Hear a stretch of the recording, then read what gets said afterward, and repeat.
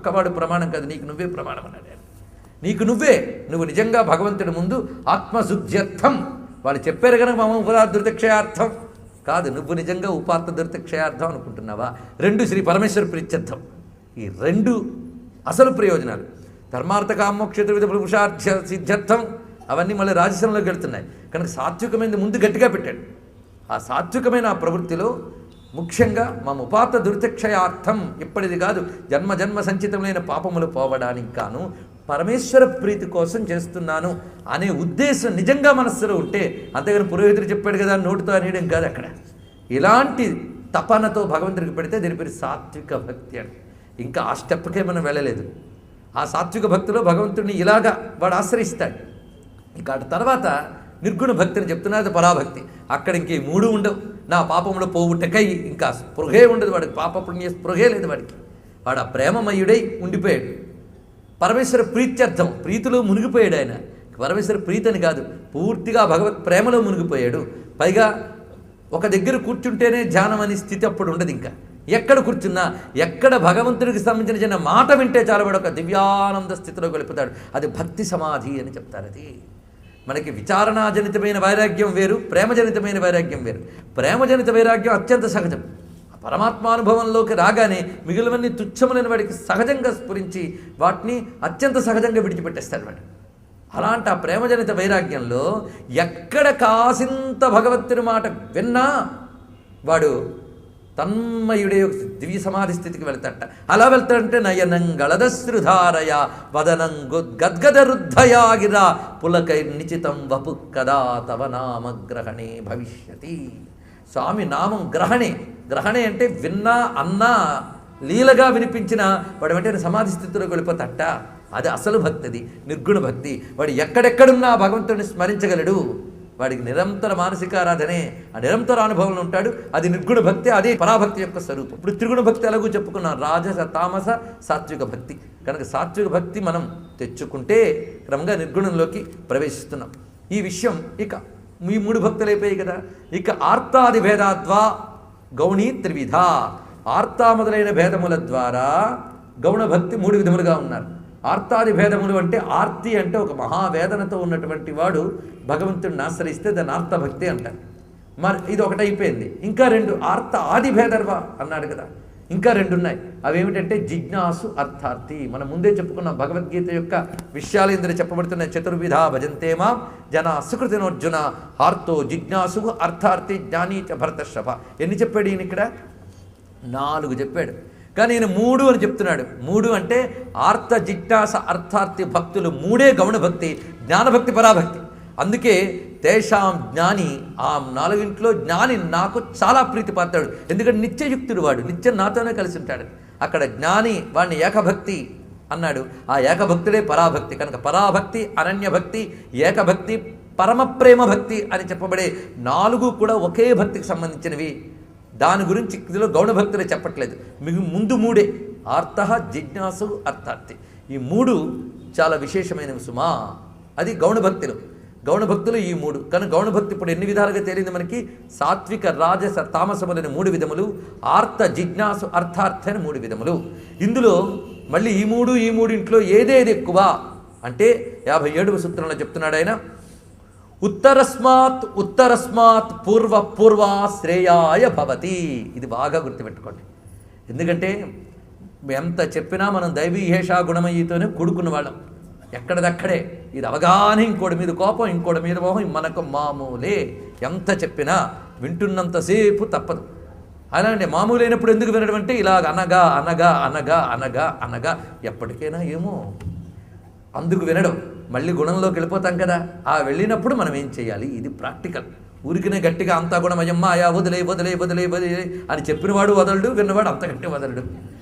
కాబట్టి మనం వదిలే వదిలే వదిలే కంటే ఎలా వదిలేయాలో ముందు తెలుసుకోవాలి. దానికి ఏం చెప్తున్నాడంటే ఉత్తరస్మాత్ పూర్వ శ్రేయాయ భవతి. తరువాతి దానికంటే ముందున్నది అంటే వెనకున్నది శ్రేయస్సుకే ఉన్నది. అంటే ఇప్పుడు మీకు సాత్విక రాజస తామస. ఇందులో ఉత్తరం ఏంటి? సాత్వికం తర్వాతది రాజసం, రాజసం తర్వాతది తామసం. ఇవి ఉత్తరస్మాత్ అంటే సాత్వికం కంటే రాజసం పనికిరానిది, రాజసం కంటే తామసం పనికిరానిది. మరి శ్రేయస్సు ఏమిటి? పూర్వాత్. పూర్వం అంటే ముందున్నది, అంటే తామసికానికి ముందున్నది రాజసికం. తామసికం కంటే రాజసికం మంచిది, ఏం ప్రమాదం లేదు అందులో. రాజసికం కంటే సాత్వికం మరీ మంచిది కనుక మనల్ని అటు తిప్పుతున్నాడు అనమాట నెమ్మదిగా. నిర్గుణం తర్వాత నువ్వెక్కడ ఈ మూడింట్లో ఎక్కడ స్టాండ్ అవ్వాలి అది డిసైడ్ చేస్తున్నాడు. అందుకు మనం అర్జెంటుగా చేయాల్సిన పని ఏమిటంటే, నీలో పొడసూపితే తామస రాజస ప్రవర్తనలు స్కాన్ ఇట్, ముందు చూసుకో, ఎవడో చెప్పక్కర్లే, వెంటనే దాన్ని రిమూవ్ చేసుకోవడానికి ప్రయత్నించు. ఆ పూర్వాలకి రా, సాత్విక భక్తులోకి రా, అది చెప్తున్నాడు. అలాగే ఆర్త జిజ్ఞాస అర్థార్థి భక్తుల్లో కూడా ఆర్తుడి కంటే జిజ్ఞాసుడు కొంచెం తక్కువ, జిజ్ఞాసుడి కంటే అర్థార్థి ఇంకా తక్కువ.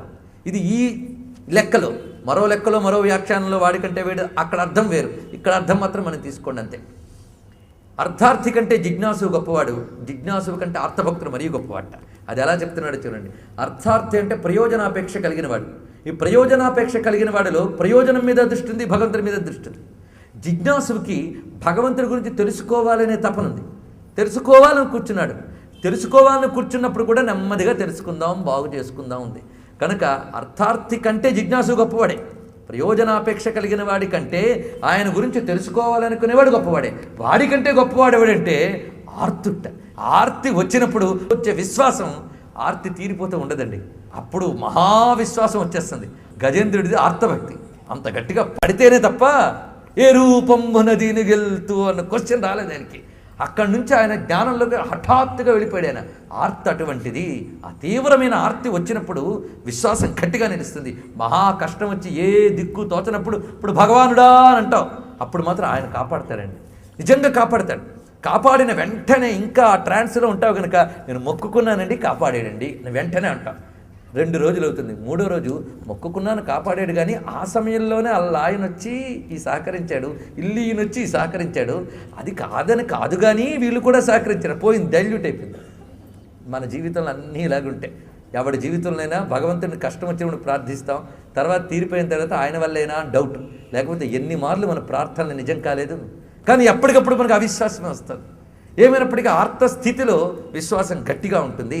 అది అయితే ఇక్కడ ఒక మహానుభావుడు ఇంకో అందమైన భావన చేశాడు. బృందావనంలో గోపికలు ఈ 4 చేసేట, అర్థ జిజ్ఞాస అర్థ జ్ఞాన భక్తులు 4 చేసేట. వాళ్ళ స్థాయికి వెళ్ళేటప్పటికీ సగుణ భక్తి కూడా నిర్గుణ భక్తిగా పరిణమించిపోయింది అన్నాడు. బ్రహ్మదేవుడు కూడా వాళ్ళ పాదాలకు నమస్కారం చేసుకుంటాడు. అటువంటి వాళ్ళు ఆ గోపికలు. వాళ్ళ స్థితి చెప్తున్నాడు. వాళ్ళు కృష్ణుని యొక్క వేణునాదం వినగానే వెళ్ళిపోయారు. కృష్ణగానం వినగానే ఆ తన్మయులే ఆ స్వామిని చూశారు. అప్పుడు స్వామి వెంటనే ఆపి, ఎందుకు ఇంత సమయంలో వచ్చారు, వెళ్ళిపోండి అన్నట్ట. అనగానే వాడు తట్టుకోలేపారు, ఏడిచారు, దేవా రక్షించు కాపాడన్నారు. ఆ కాపాడన్నప్పుడు నిజంగా వీళ్ళు కామనా వికారంతో వెళ్ళినప్పుడు ఎలా అడగాలండి? కాముకులమైన మమ్మల్ని ప్రేమికుడివే నువ్వు కాపాడాలన్నారు. కానీ వాళ్ళు అలా అనలే. దేవో యథాది పురుషో భగవన్ ముముక్షు అన్నాడు. అంటే ఆదిదేవుడైన నారాయణుడు ముముక్షువులైన వారిని ఎలా కాపాడుతాడో మమ్మల్ని అలా కాపాడన్నారు. అదే నా మహాత్మ్య జ్ఞాన విస్మృత్యపవాద సూత్రాన్ని గమనించుకోండి. ఈ ఉపమానం వాడారంటేనే వాళ్ళ హృదయంలో ఆయన ఏంటో తెలుసు. వీళ్ళు ముముక్షువులు, ఆయనేమో అది. ఆ ఆర్తితో నువ్వు వెళ్ళమంటే మేము వెళ్ళలేము. అసలు నీ దగ్గరికి వచ్చిన వాడు వెనక్కి వెళ్తాడా? నువ్వే చెప్పావుగా, యద్గత్వానని వర్తంతే తద్ధామ పరమమ్మమ అని. వెనక్కి వెళ్ళాం. ఆర్తి ఇంత తెచ్చి పిలిపించి మమ్మల్ని వెనక్కి పంపించేస్తాడేమో అని ఏడ్చాడు వాళ్ళు. అది ఆర్తభక్తి. ఆ ఆర్తి తర్వాత ఏం చేశారు? ఆ గోపికలు చక్కగా ఆయనతో విహరించిన తర్వాత ఆయన హఠాత్తుగా అంతర్ధానం అయిపోయారు. అంతర్ధానమైనప్పుడు వెతుక్కున్నారు ఆయన కోసం. ఆ వెతుక్కునేటప్పుడు అర్థార్థి. ప్రయోజనం అంటే ఏమిటి ప్రయోజనం? వాళ్ళకి కృష్ణుడే అర్థం, వాళ్ళకి మరో అర్థం కాదు. ఆ అర్థాన్ని కోరుకుని పరిగెత్తారు. అక్కడంతా కూడా ఆయన కనబడలేదు. అప్పుడు స్వామి ఎట్టకేలకి వీళ్ళు ఏడుపు చూసి కనిపించాడు. ఇక్కడ ఆర్తి అర్థార్థి కలిసిపోయింది వాడి దగ్గరికి. అంటే వెనకదాన్ని ముందుది పట్టుకుని వచ్చిందనమాట. ఎలా పట్టుకొస్తూ వచ్చారండి? అర్థార్థి కలిసి ఏడిచారు. ఏడిచి దర్శనమియ్యవా, నువ్వు లేకపోతే బతకలేం. జయతితేధికం జన్మ నావ్రజశ్రయత ఇందిర శశ్వదత్రి దయిత దృశ్యతాం దిక్షు తావకస్త్వయి ధృతాసవస్త్వాం విచిన్వతే త్వయి ధృతాసవః త్వాం విచిన్వతే. మా ప్రాణాలు నీ మీద పెట్టుకుని వెతుక్కుంటున్నామయ్యా, ఈ అడవంతా వెతుకుతున్నామని ఆర్తి అర్థార్థి కల్పిశారు వాళ్ళు. అప్పుడు స్వామి వచ్చాడు. వస్తే పరవశించిపోయి ఆయన గట్టిగా పట్టించుకున్నారు. కొంతమందికి ఇంతసేపు ఎక్కడికి పోయావు అని అడగాలనుంది. అంత గట్టిగా అడిగితే అలిగి మళ్ళీ వెళ్ళిపోతాడేమని నోట్లోనే వేదన పెట్టుకుని అని చెయ్యి పట్టుకుని ఏడ్చేసేట కొందరు కాళ్ళు పట్టు కూర్చున్నారు, కొందరు మొండి వాళ్ళు మాత్రం అడిగేటండి. రకరకాల ప్రశ్నలు వస్తాయి. అక్కడ నారాయణ తత్వం నారాయణే చెప్తాడు వాళ్ళతో. అప్పుడు వాళ్ళు జిజ్ఞాసు భక్తులైపోయారు. ఆ అడగడం ఆయన చెప్పేటప్పుడు జిజ్ఞాసు భక్తి. ఆ తర్వాత అయిపోయింది, ఇంకా ప్రశ్నల్లో. ఆ స్థితిలో పరమాత్మ వాళ్ళకి తనకి అభిన్నమైనటువంటి ఒక తాదాత్మ్య స్థితిని ఇచ్చాడు. ఆ తాదాత్మ్య స్థితిలో జ్ఞాన దృష్టితో చెప్తే జీవాత్మ బ్రహ్మాత్మల ఐక్యమనండి, భక్తి దృష్టిలో చెప్తే ఇరువురు కలిసి ఒకే ప్రేమ సముద్రంలో కరిగిపోయారు అక్కడ.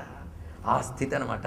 అందుకు ఆ స్థితిని 4వదైన జ్ఞానస్థితి అనండి, లేదా అనన్యభక్తి అనండి, పరాభక్తి అనండి, ఏదైనప్పటికీ ఆ ఏకభక్తి అనబడేటువంటి జ్ఞాని అనబడేది ఆ త్రిగుణాతీత స్థితి అక్కడికి వచ్చేసింది అనమాట.